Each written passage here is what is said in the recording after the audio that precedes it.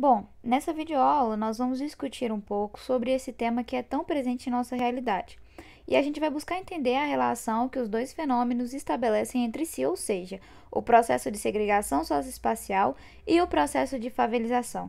A gente pode, inclusive, afirmar que o surgimento, ocupação e expansão de uma favela vem de uma configuração social e econômica de segregação socioespacial.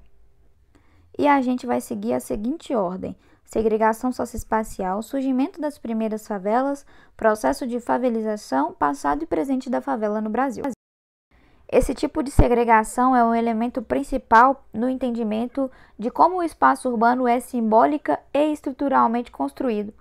Esse fenômeno pode ser entendido como algo comum ao desenvolvimento de toda a cidade, em especial no contexto das relações capitalistas, buscando entender as diferenças econômicas e estruturais entre as diferentes áreas da cidade e ao fato de estar mais próximo à área central ou mais distante, nas áreas de periferia, onde são mais precárias as condições de infraestrutura urbana e de serviços.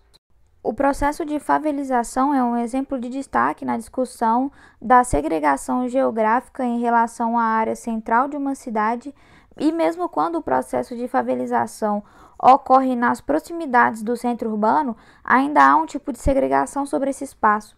Mas estruturalmente falando, o processo de favelizar advém de uma ocupação irregular de um terreno e da construção dos chamados barracos em condições muitas vezes precárias, concentrando um numeroso volume de pessoas que para ali se direcionam pela impossibilidade de condições mais acessíveis de moradia. Pois bem, falando agora sobre o surgimento das primeiras favelas, esses primeiros tipos de ocupações irregulares surgem após a abolição formal da escravatura no século XIX. Com a segregação da população preta, recém-liberta e sem nenhum tipo de amparo por nenhuma política de moradia.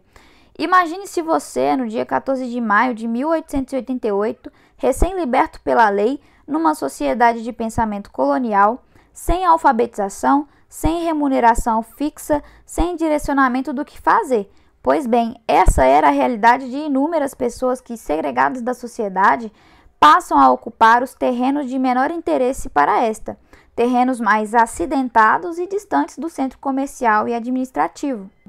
No entanto, o termo favela surge também num contexto espacial e histórico marcante, na Guerra de Canudos, décadas mais tarde, entre 1896 e 1897, pois o assentamento do Arraial de Belo Monte se localizava nesse contexto no Morro da Favela, na Bahia.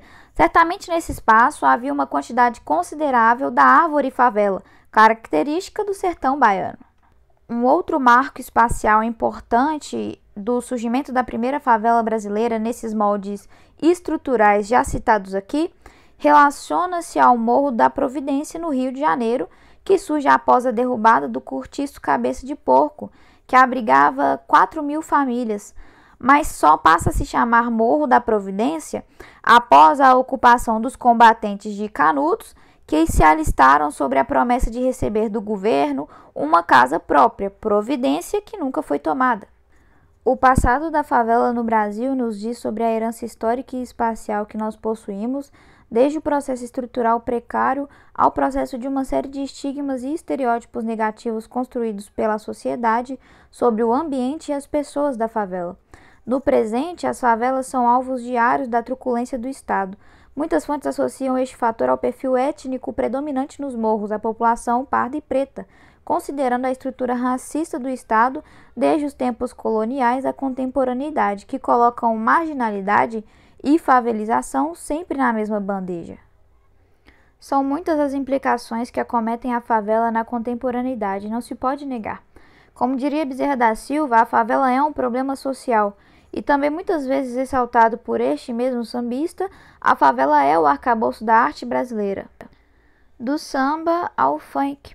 É importante ressaltar ainda que o surgimento da favela representa uma forma de resistência política das populações mais pobres que, marginalizadas, não tiveram garantido seu direito de acesso à cidade conforme preconizado pela Constituição brasileira. A favela é a expressão de uma sociedade injusta que não garante a todos os cidadãos os direitos básicos de uma vida digna. Então viva e deixe viver o povo favelado.